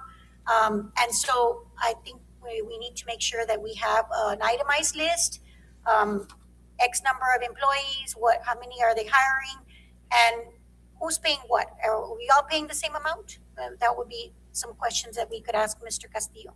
Well, part of the contract, Ms. Ramos does have an Exhibit A, and they do have an itemized list of what is being covered. I do need to tell you that in the 2024 election, we paid $116,000. So this election is less than the 2024. And one of the reasons for that is that the elections office has lessened the number of the polling places. Right. And so that has brought the cost down. But on the contract itself, there are like 3 pages of itemized costs, and starting with the cost of the ballots, printing the ballots, the equipment that they need to rent, for example, for the elections at the different sites, paying the individuals that they hire. They also have a cost for Wi-Fi hotspots, programming for the judges and the clerks, and also all the support personnel. So the contract that we do receive from them does provide an itemized list of everything that we cover.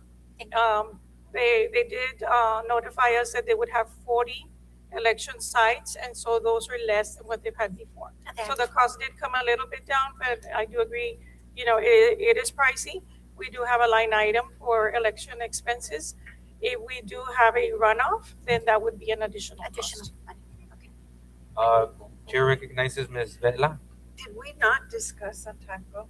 I mean, At the other within the election. past several years about getting rid of the runoffs and just whoever wins wins? It has to be. On that, Didn't we talk on about that doing one, that? that one is it's statute. It is? I believe, correct me if I'm wrong, Rusty, I think they took it to the legislature. the legislator, but it did not pass. Right? That's right. Yeah, Okay. so statutory Okay. reason why. Okay, So, that's but fine.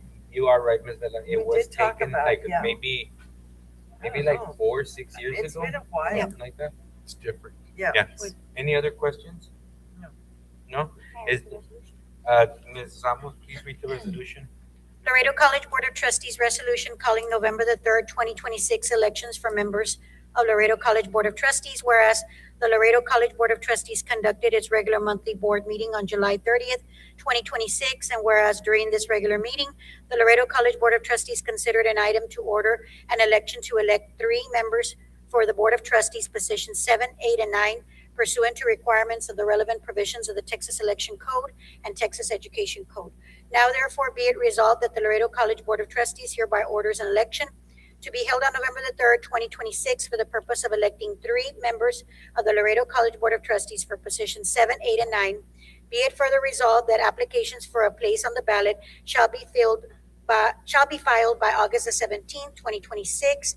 Be it further resolved that early voting by personal appearance will be conducted each weekday at the dates, locations, and times set forth on Exhibit F to the election contract and cost estimate for the Laredo College Joint General Special Election entered into by and between Laredo College and the Elections Administrator for Webb County, Texas. A true and complete copy of Exhibit F is attached to this resolution. Be it further resolved that voting by personal appearance on November the 3rd, 2026 will be conducted at the Election Day site set forth on Exhibit G to the election contract and cost estimate for the Laredo College Joint General Special Election entered into by and between Laredo College and the Elections Administrator for Webb County, Texas. A true and complete copy of Exhibit G is attached to this resolution. Be it further resolved that applications for ballot by mail shall be mailed to Jose Luis Castillo, Webb County Elections Administrator, P.O. Box 233, Laredo, Texas 78042. Be it further resolved that applications for ballots by mail must be received no later than the close of business on October the 23rd, 2026, issued this 30th day of July, 2026. Thank you, Ms. Ramos. Is there a motion? Motion to approve. A motion by Ms. Elizondo, second by Ms. Vela. All in favor? Aye. Anybody against? Motion passes. Thank you. 6P, approval modification to Laredo College Board Policy DMB Local, termination of employment tenure, Dr. Tijerina. Marisela Rodriguez Tijerina, Provost Vice President. Ms. Elizondo? I would like to make a motion to push this policy amendment to the policy committee for further review and assessment. Okay. Do you want to do also Q, but I'll read it? Yes. Yes? Okay, is there a motion that by Ms. Elizondo? Is there a second to push it to policy? Ms. Second. Ramos? Does a second? Hold on, let me just read the Q. Approval modification to the Laredo College Board Policy DCB Local Employment Practices Tenure, Dr. Tijerina. But there's a motion and there's a second. All in favor? Aye. Anybody against? No, motion passes. So those two will be going to policy committee. Thank you, Dr. Tijerina. Executive session, 7A, consultation with the college district attorney concerning the grievance process in a pending personal matter pursuant to Texas Government Code Section 551.071 and 551.074. I'm gonna read all 3 of them. 7B, discussion concerning the Board of Trustees executive session meeting held on November 19, 2025 pursuant to Texas Government Code Section 551.071 and 551.074. 7C, consultation with legal counsel regarding external law firm report on the board governance matter and issue related thereto pursuant to Government Code Section 551.071. So moved. There's a motion by Ms. Ramos. Second. Second by Ms. Liendo. All in favor? Aye. Anybody against? No, motion passes. Just for the record, for 7A and 7B, we will have our internal attorney. For 7C, Mr. Muir will not be present for that unless he's called for any question. Is that okay? Thank you. So it is approximately 8:02, and we are in executive session. Thank you.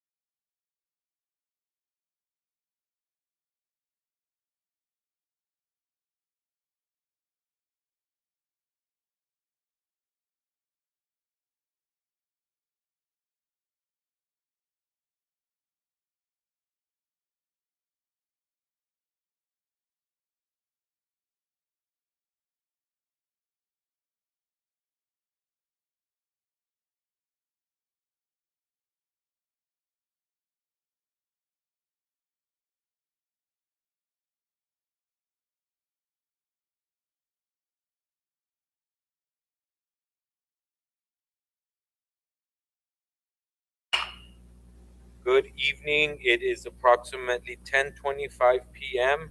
and we are back from executive session. Item number 7, 7A, 7B, 7C, no actions were taken on those. I'm just mentioning that.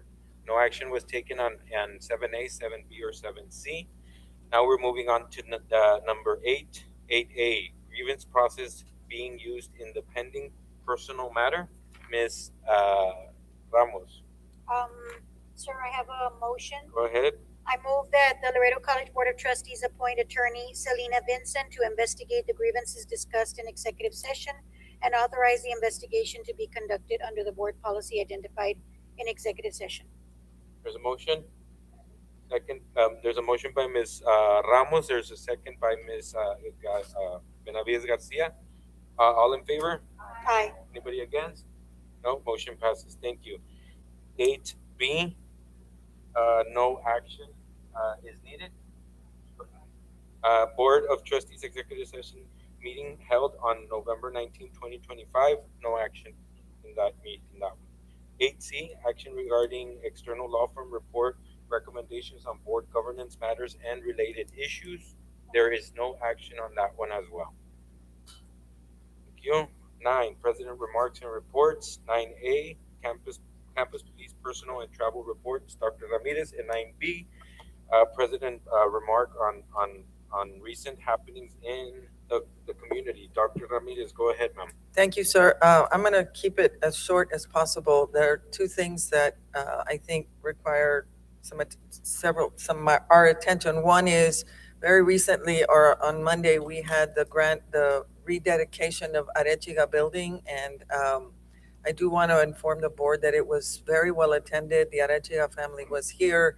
The staff has moved in, the advisors are all in, and if you haven't had an opportunity to visit Arechiga Hall, please let us know, and we'd be happy to schedule a tour for you of the facility. And it turned out beautiful, and we're really grateful for that.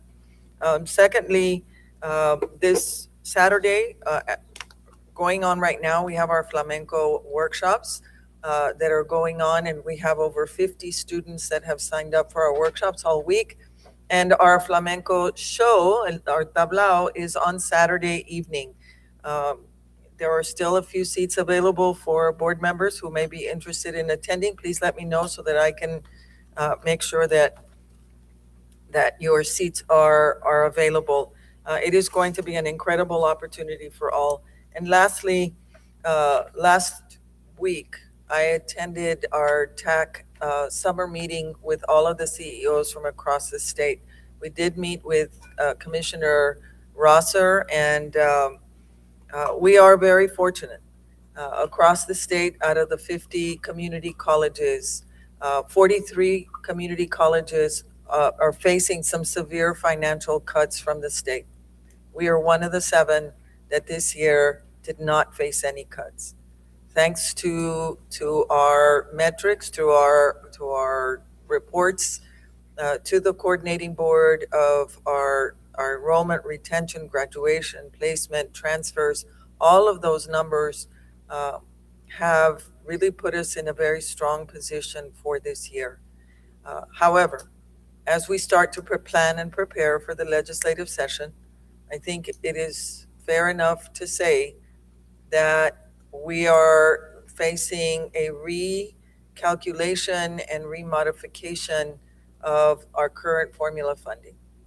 And so it will be a session that is going to require some attention on behalf of the Board of Trustees and our administrators. We are making plans to participate and take students for the different opportunities that arise, especially Community College Day. But keep in mind that as you meet with our state legislators, that in the very near future, we're going to probably need to meet with them again and start to ask for their assistance. I do want to take the opportunity to recognize Dr. David Ariazola. TAC recognizes one administrator every year. And this year, with the Dr. Nelson Cheesy, they called him Cheesy Award, Dr. Cheesy was one of the founders of the Texas Association of Community Colleges. And annually, they give it to one college administrator. And this year, Dr. David Arrezola was given that distinction. And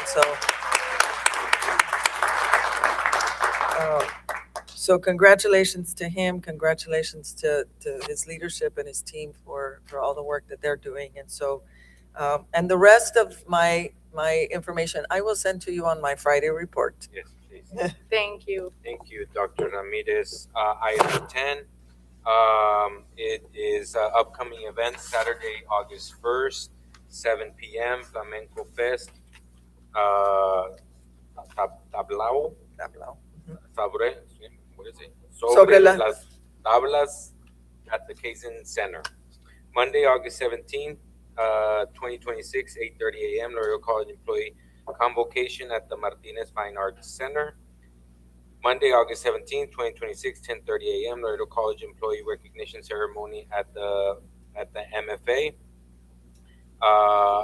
Item 11, next meeting dates, Thursday, August 6th, 2026, 6 p.m., special called meeting. That's going to be at 6. Then the last one, Thursday, August 20th, 2026, 6 p.m., that is our regular board meeting. That's all we have. Motion Is to there a motion by Ms. Elizondo? Second by Ms. Ramos. All in favor? Aye. Anybody against? No? Motion carries. It is approximately 10:31 p.m. and we are out.